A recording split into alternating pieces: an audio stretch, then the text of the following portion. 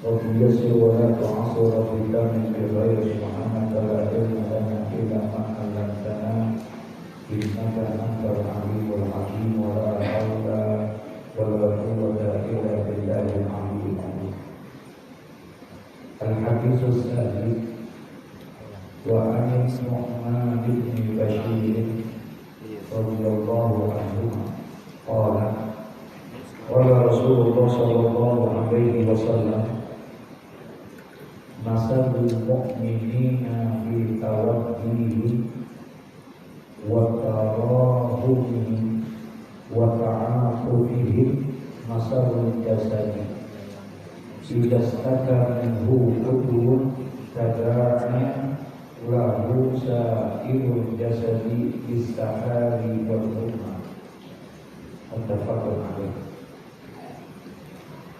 Hadis selanjutnya, ini hadis yang ketiga di dalam penjelasan tentang ta'zimi hurmatil muslimin wa bayani huquqihim wa shafaqati alaihim wa rahmatihim. Hadis yang ketiga ini disepakati kesahihannya oleh dua imam besar dalam ilmu hadis, yaitu Imam Bukhari dan Imam Muslim. Muttafaqun alaih. Didapatkan ini hadis dari salah seorang panglima perang yang juga merupakan sahabat Nabi Sallallahu Alaihi Wasallam, yaitu Sayyidina Nu'man bin Bashir radhiyallahu anhu. Ya, semoga Allah memberikan keridhaan kepada keduanya, yaitu kepada Nu'man dan juga kepada ayahnya, yaitu Bashir. Berkata ini Sayyidina Nu'man, sahabat Nabi, qala Rasulullah sallallahu alaihi wasallam, bersabda Nabi Muhammad sallallahu alaihi wasallam, masalul mu'mini fit tawaddi. Masalul mu'mini, perumpamaan orang-orang yang beriman, fit tawaddi, di dalam saling sayang menyayangi di antara mereka, wa tarahumihim, dan juga di dalam saling cinta mencintai, wa ta'atufihim, dan juga di dalam perkara saling mengasihani, ya. Masalul jasadi itu seperti perumpamaan satu jasad. Tidak staka minhu, apabila ada salah satu di antara jasad itu yang mengalami sakit, ya, tada ada rusairul jasadi, maka anggota-anggota tubuhnya yang lainnya itu ikut merasakan sakit. Ya. Sairul jasadi bisahari wal humma, yaitu bisa hari itu begadang, nggak bisa tidur gara-gara sakit, wal humma, dan juga demam, ya. Nah, jadi artinya masalul mu'min, perumpamaan orang yang beriman di dalam perkara saling fitawadihim, yaitu di dalam saling cinta mencintai, wa tarahumihim, dan di dalam sayang menyayangi, wa ta'atufihim, di dalam saling kasih mengasihani. Itu sama seperti perumpamaan satu tubuh yang apabila salah satu di antara anggota tubuh itu sakit, maka yang lainnya juga ikut merasakan sakit. Kalau dia sudah terbentuk tuh kasih sayang di antara satu dengan yang lainnya, udah saling cinta mencintai di antara satu dengan yang lainnya, orang yang beriman, terikat dia, mungkin tidak terikat dengan darah, dengan massa, tapi dia terikat dengan ikatan akidah, ya. Tidak lahir dari ibu yang sama, dari ayah yang sama, tidak darah terkambung, tidak dia, tapi karena dia terikat dengan akidah, asyhadu an la ilaha illallah wa asyhadu anna Muhammadar Rasulullah, kemudian kasih sayang di antara mereka.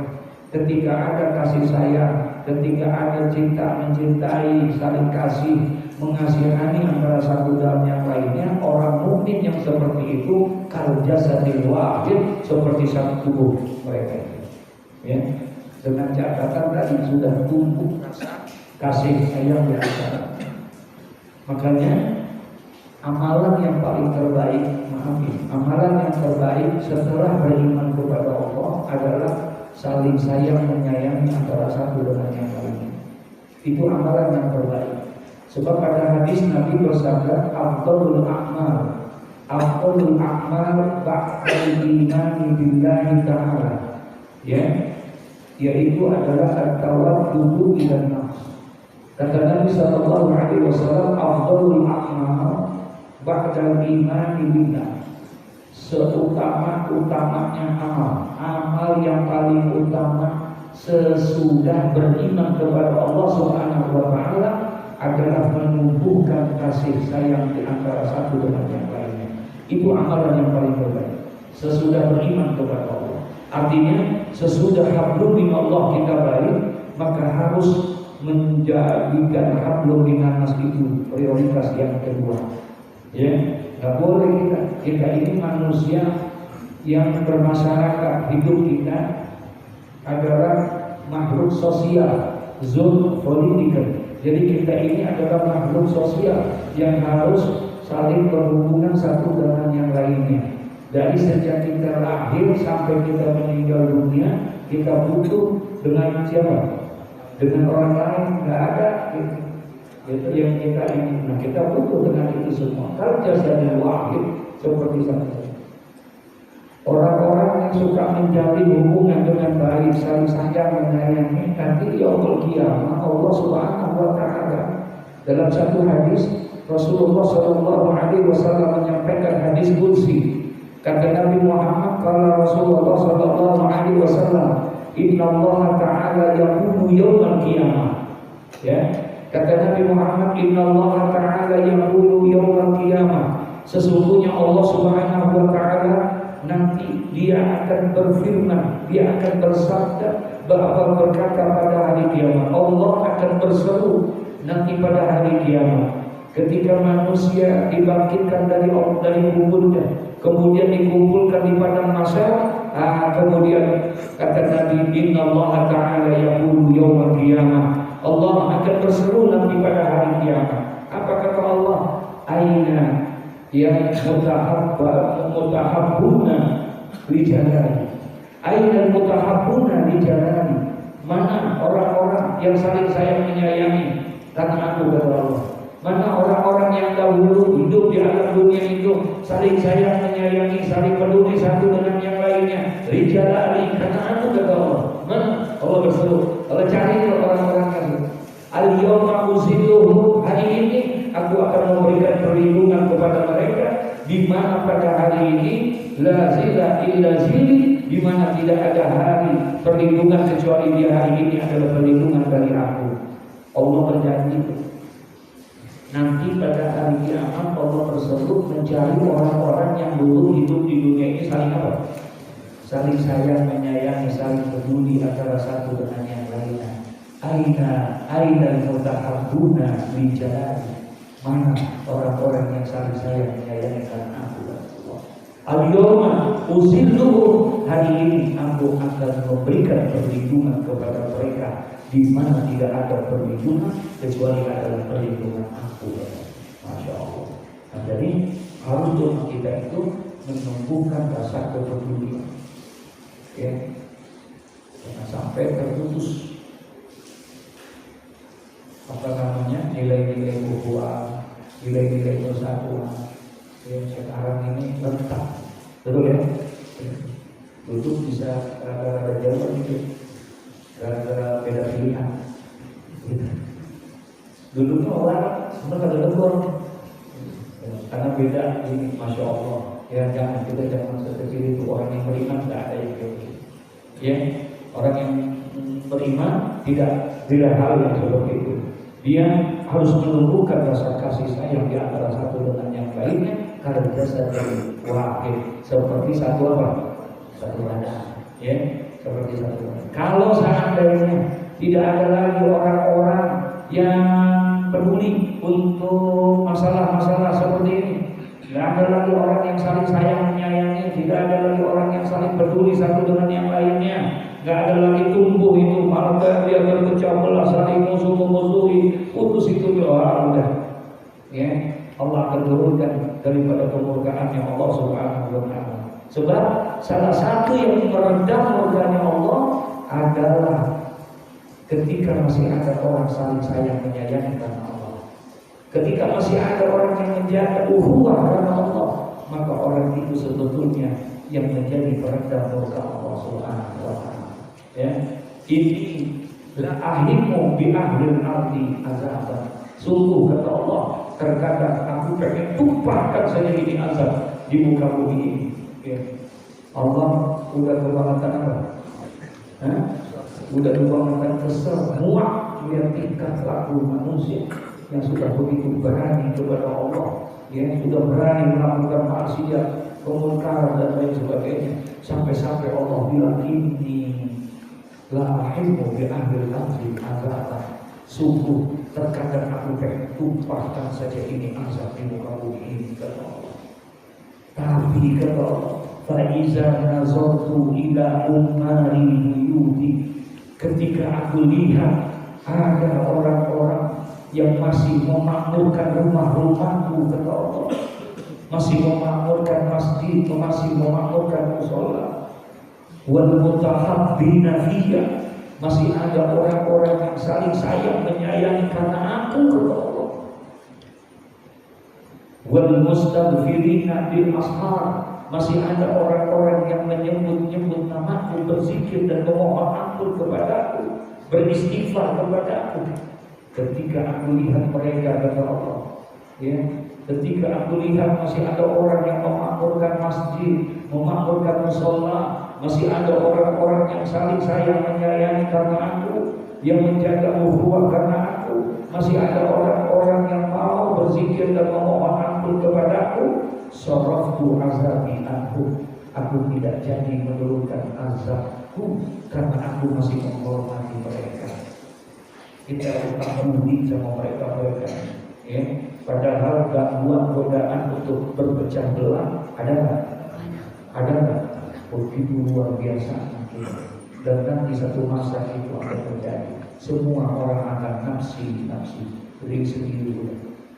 Yang udah lagi tidak ada. Nanti satu masa akan jadi seperti ini. Orang sudah susah untuk menjalin daripada ukhuwah. Kenapa? Karena pada saat itu Rasulullah cerita di hadapan sahabat-sahabatnya, yusiku antada'a alaikumul umamu kama tada'al akalatu ala qasatiha.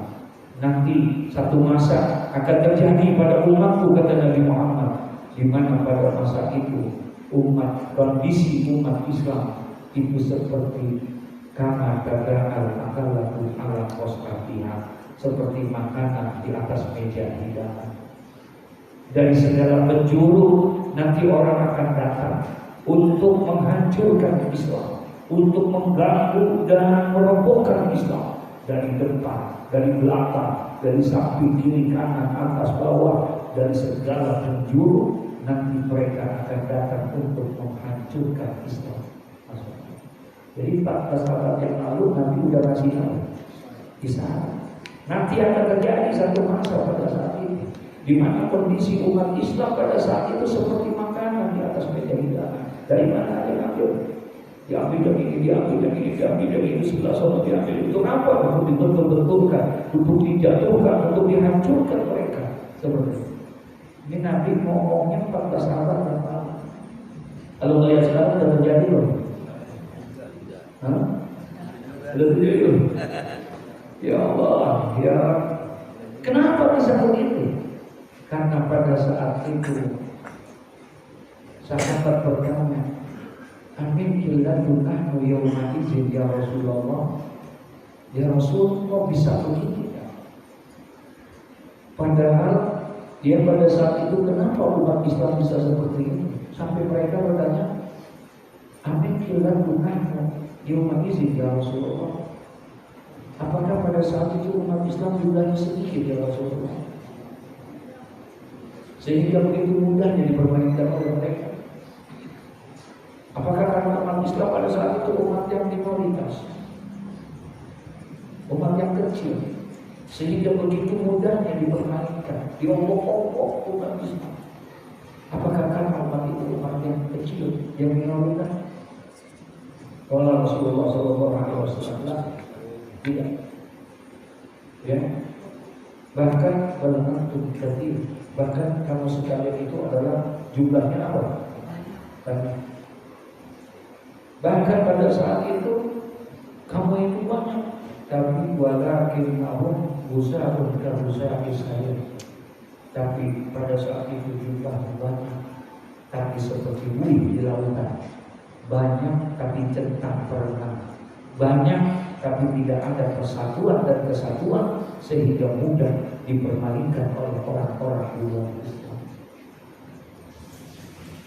Bukan tidak banyak, malah justru jumlahnya adalah banyak pada saat itu. Cuma permasalahannya kalau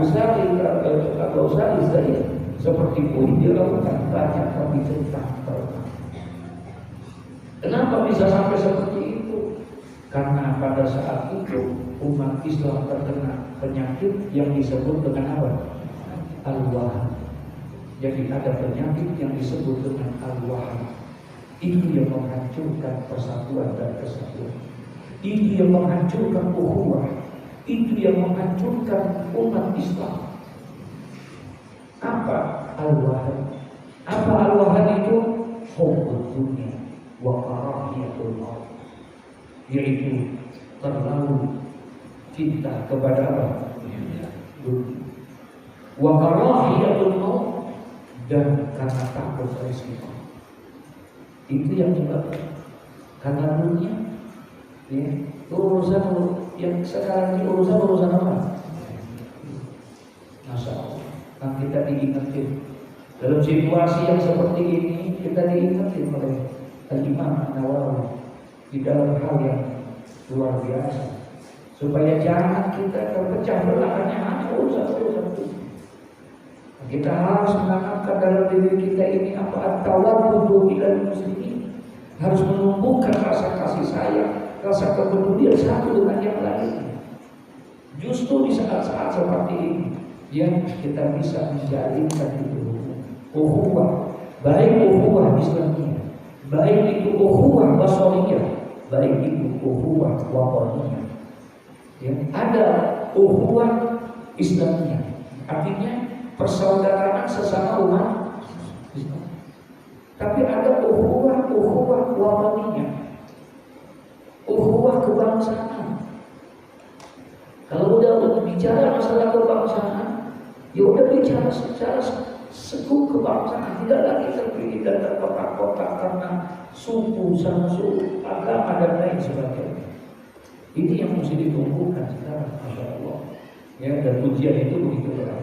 Nah, kita diingatkan kembali, jadi masalah jasa perumpamaannya seperti satu batu. Iza setakat minhu udun. Jadi apabila sakit satu di antara anggota tubuh yang lainnya, karena ada usaha ilmu jasa, maka yang lain anggota tubuh yang lainnya pun juga ikut merasakan sakitnya.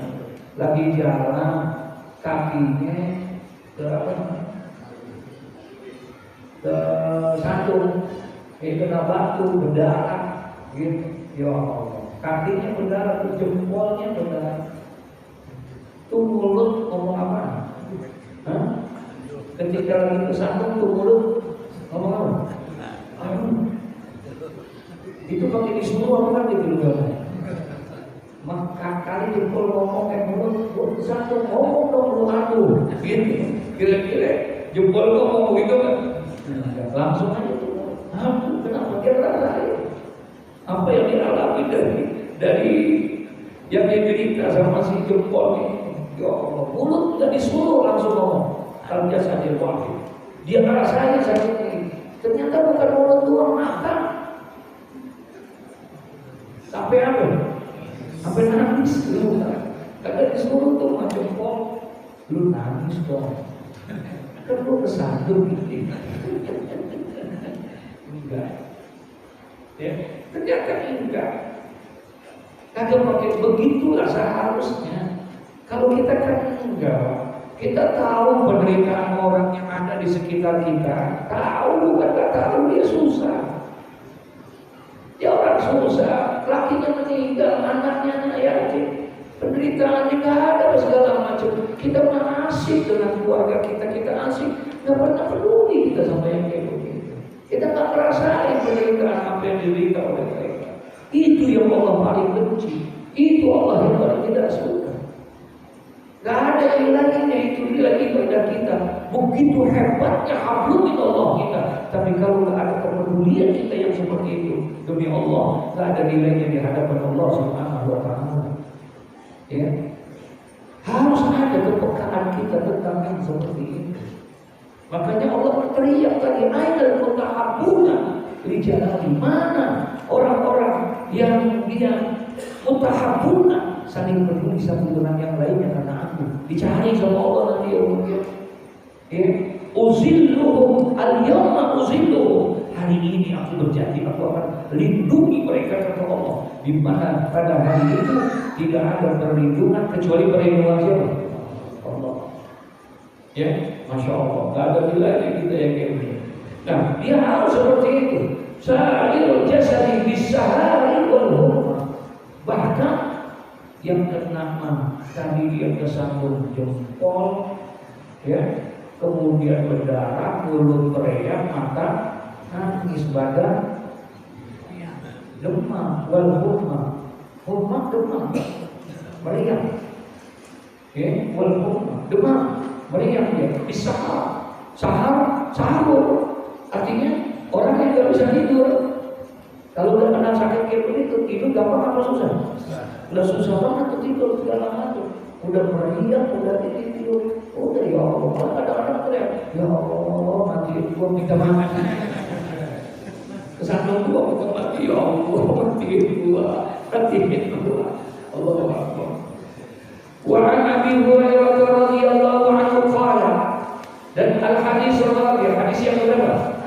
Yang keempat, wa an Abi Hurairah radhiyallahu anhu qala, ya dalam hadis dari Sayyidina Abi Hurairah radhiyallahu qala bersabda dia, qala qabbala Nabi sallallahu alaihi wasallam al-Hasan bin Ali radhiyallahu anhu wa indahu al-Aqra' bin Habis, faqala al-Aqra' inna li asratan min al-walad ma qabbaltu minhum ahada, fanazara ilayya Rasulullah sallallahu alaihi wasallam faqala man la yarham la yurham.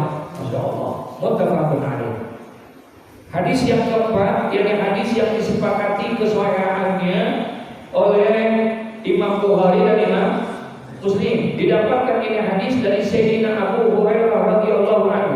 Qala, bersabda ini, berkata ini Abu Hurairah. Apa kata Imam Abu Hurairah? Qabbala Nabi sallallahu alaihi wasallam al-Hasan ibn Ali radhiyallahu anhu. Ya. Qabbala Nabi, yaitu qabbala mencium. Telah mencium Nabi sallallahu alaihi wasallam. Siapa yang dicium? Al-Hasan ibn Ali ibn Abi Thalib. Maksudnya siapa? Cucunya Nabi Muhammad. Ya.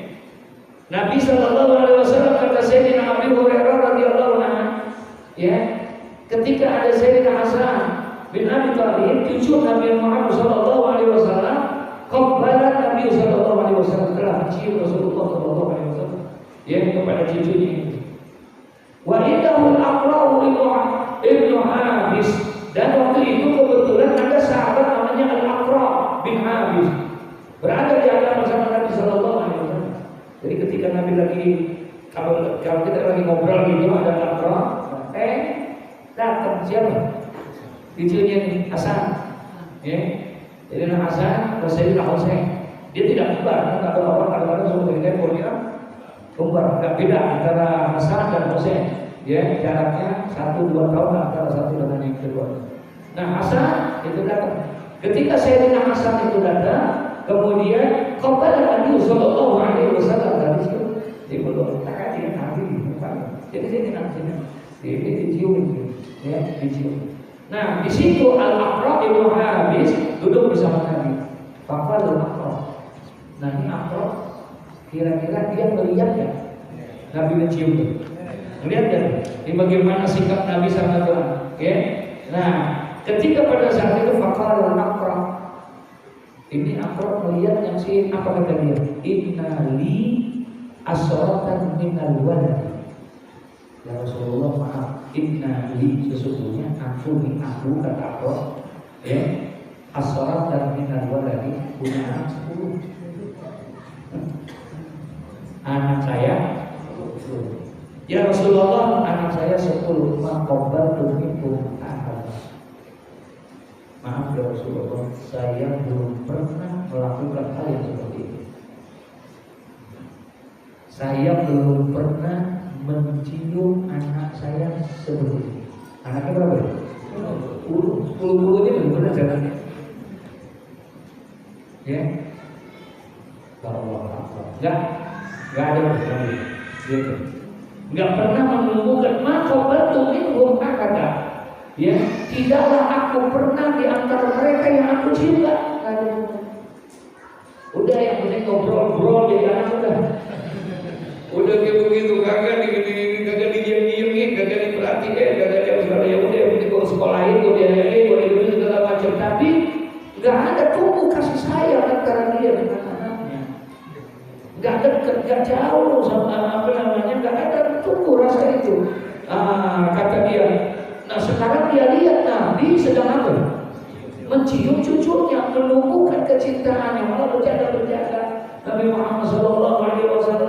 Ya, kemudian si Hasan naik ke pundaknya. Kalau kita mau naik kuda-kuda ya, duduk di ini yang segala disaksikan oleh Al-Aqra' ibn Habis, sahabat Nabi SAW. Jadi heran dia sampai dia bilang, ya Rasulullah, inna li asratan walad min al-walad. Ya, aku punya 10 anak. Ya, itu maqabaltu minkum ahada. Saya belum pernah melakukan hal yang begitu dari sejak kecil. Tapi kalau dia makan mana? Ya, belum pernah saya melakukan begitu, tidak pernah melakukan kayak begitu, masya Allah. Fanasara ilaihi Rasulullah Sallallahu Alaihi Wasallam. Kemudian Nabi dengar kayak begitu, dia noleh tuh, dia lihatin. Siapa? Siapa yang lihatin Nabi? Apa kata Nabi Muhammad? Faqala. Kemudian Nabi bersabda, apa kata Nabi? Man la yarham la yurham. Kata Nabi Muhammad, man la yarham la yurham. Barang siapa yang tidak ada rasa kasihan, mencintai, maka tidak akan dikasihani nanti orang. Kalau tidak ada rasa kasihan kepada orang, apalagi kepada siapa? Anak, kepada cucu, kepada darah dagingnya. Kalau tidak ada rasa cinta, tidak ada kasih sayang sama mereka, maka nanti pun dia juga tidak akan mendapatkan rasa kasih sayang dari Allah. Masya Allah. Lu mau kasih tinggi, kita udah berdua-duanya bikin ngomong. Kagak pernah diperhatikan, kagak pernah dikasih sayang, kagak pernah di kali itu sih memang sebenarnya. Maknya mudah bikin. Tungguin. Bahkan kata Nabi Muhammad SAW, barang siapa yang tidak ada rasa kasih sayang terhadap anaknya, falaisa minni, bukan golongan aku, kata Nabi. Dia bukan termasuk daripada golongan aku yang tidak ada rasa kasih sayang terhadap anak. Orang yang tidak peduli sama anak kecil, tidak punya ada perhatian kepada anak kecil, maka dia tidak termasuk golongan aku, kata Rasulullah SAW. Artinya apa? Ada pertumbuhan, menumbuhkan rasa kasih sayang dari yang kecil sampai yang besar semuanya kepada kita harus menumbuhkan hal yang seperti itu. Jangan gitu asal tak ada kenapa dulu. Ada orang masukin orang anak ke pesantren bagus. Nah saya tanya, masukin anak ke pesantren bagus nggak? Cuma kadang-kadang kayak uang. Tahu? Udah ditaruh, ntar jemuk-jemuknya tahu rumah. Ada nggak? Ada. Nggak ada tuh beli buah ini itu. Benar-benar beli buah. Kemudian orang Nabi marahnya bukannya terus. Ini hadis ini di luar kemudian. Bukan begitu caranya. Makanya dikasih celah. Pesantren tergantung bagaimana berada yang diatur. Misalnya setiap 1 bulan sekali dikasih izin. Ada yang sebulan 2 kali, gitu, ya. Nah itu bagaimana peraturan dari? Bahkan kalau dia baru ditaruh, 2 bulan nggak boleh dihubungin, nggak boleh dihubungin, nggak boleh di telepon, nggak boleh di ini. Tapi begitu. Malah kadang-kadang anaknya berkah malah emaknya yang dari rumah, bapaknya yang berubah. Anak mau itu mau itu. Nah maksudnya jangan seperti begitu. Udah ditaruh, udah. Tapi pernah diperhatikan apa itu segala macam. Ya, jangan. Masya Allah, kasih sayang. Nah, seperti bagaimana Nabi Sallallahu Alaihi Wasallam. Ya, jadi kata Nabi, apa tadi kata Nabi? Man la yarhamu la yurham. Barang siapa yang tidak ada rasa kasih, tidak mengasihani, maka dia tidak akan dikasihani nanti sana. Kalau dia tidak ada rasa cintanya, rasa pedulinya, maka nanti pun dia tidak akan dipeduli. Ya, pada hari kiamat, alhamdulillah, apalagi itu darah daging ini, ya, belum. Al-Hadisul Khamis wa an Aisyah radhiyallahu anha qalat, Sayyidina Aisyah berkata, qaddiman nasu minal a'rabi ala Rasulillah sallallahu alaihi wasallam. Ya, dan ada sebahagian di antara mereka itu daripada qaddiman nas, telah datang orang-orang daripada minal a'rab, jadi Badui, ala Rasulillah sallallahu alaihi wasallam. Datang beberapa orang kepada Rasulullah sallallahu alaihi wasallam. Sayyidina Aisyah bercerita, faqalu, kemudian mereka itu bercerita, bertanya kepada Nabi Muhammad sallallahu alaihi wasallam, ya, atukabbiluna sibyanakum, apakah kamu suka mencium anak-anak kamu? Faqalu na'am, maka sebahagian ada yang menjawab na'am, ya Rasulullah. Qalu lakinna wallahi ma nuqabbilu, ya, tapi sebahagian ada yang menjawab ya, dan sebahagian lagi yang menjawab tetapi kami demi Allah tidak pernah menciumnya ya Rasulullah. Belum pernah. Ya, ini orang-orang Arab Badui datang, kemudian dia di rumah Nabi ditanya, apakah di antara kalian ada yang pernah mencium anak-anak kalian? Kemudian mereka menjawab, faqalu na'am. Gitu. Tapi ada lagi yang qalu, berkata sebagian, lakinna, akan tetapi kami wallahi ma nuqabbilu, kami belum pernah mencium. Bagian ada yang mencium, sebagian lagi belum mencium. Faqala Rasulullah sallallahu alaihi wasallam, apa kata Nabi? Aw amliku an kana Allahu naza'a minkum rahmah. Ya, apakah lagi yang akan aku perintahkan? Ya, kata Nabi Muhammad sallallahu alaihi wasallam, seandainya Allah ya telah naza'a minkum rahmah, telah mencabut rasa kasih sayang dari kamu sekalian. Kalau kamu tidak melakukan begitu, ya, berarti apalagi aku pakai cara apa lagi? Kalau seandainya sama anak aja itu kayak begitu, bagaimana? Orang lain, paham kan maksudnya? Berarti Allah udah mencabut tuh sifat apa? Naza'a minkum rahmah, telah tercabut dari kamu sekalian itu sifat sayang, sifat kepedulian dan orang. Kalau sama apa namanya, anak, cucu, keluarga, engkau tidak ada kepedulian, tidak ada kasih sayang, bagaimana lagi sama orang lain? Berarti Allah telah mencabut daripada kamu itu rahmat. Terus kalau dari cabut begitu, aku mau bilang apa lagi? Mau perintahin dia gimana? Mana aja ini kan gak ada pedulinya dia begitu. Paham maksudnya? Ya, sampai-sampai kata Nabi, amliku antara Allah nazalinku rahmah. Ya, apakah lagi yang akan aku perintahkan seandainya Allah telah mencabut sifat itu? Kalau Allah udah cabut tuh sifat sayang kepada itu, apalagi kira-kira yang bisa menumbuhkan kasih sayang ini? Kalau kepada darah dagingmu saja kalau tidak ada rasa kepedulian, tidak punya rasa perhatian, tidak punya ini, masya Allah. Ya. Nah kita tidak diperbolehkan untuk hal yang seperti itu. Ya. Jadi harus tetap ditumbuhkan rasa apa? Kasih sayangnya, kepedulian itu. Ya.